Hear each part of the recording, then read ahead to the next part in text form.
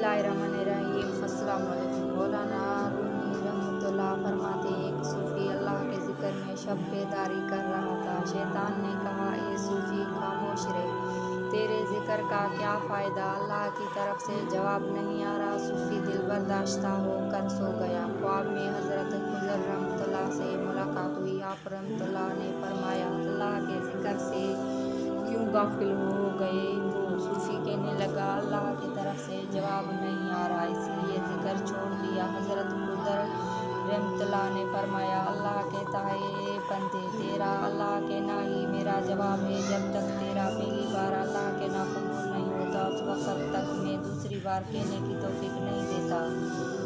एक औरत ने एक आलिम से पूछा, मैं अपने बच्चों के साथ ऐसा क्या करूं कि फजर के वक्त नमाज के लिए गहरी नींद के बावजूद उनको उठा सकूं?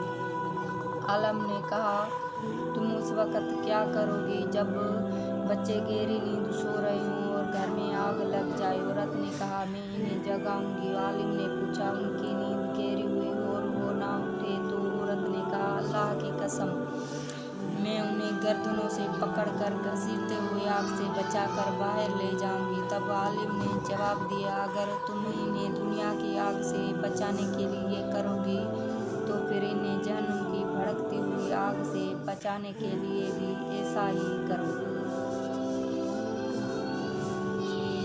अरबों को ऊँट का गोश्त खाने की आदत है, इसलिए इनकी तबीयत में नबूवत, गैरत और सख्ती का असर बहुत पाया जाता है। तुर्कों को घोड़े का गोश्त खाने की आदत है, इसलिए इनमें ताकत, जुर्रत और अक्कड़पन का असर ज़्यादा पाया जाता है। अंग्रेज़ों को खंजीर का गोश्त खाने की आदत है, इसलिए इनमें फहाशी वगैरह का असर ज़्यादा पाया जाता है।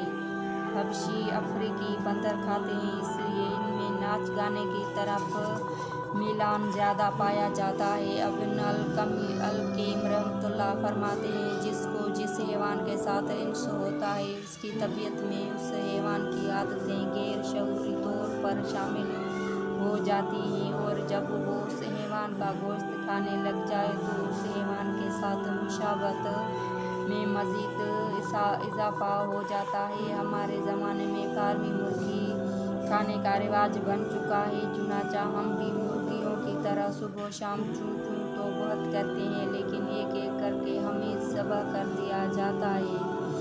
फार्मी मुर्गी का गोश्त खाने की वजह से हम में सुस्ती, काहली की, एक जगह टिक कर बैठ कर सर झुकाकर चलने की और कुश्ती में रहने की आदतें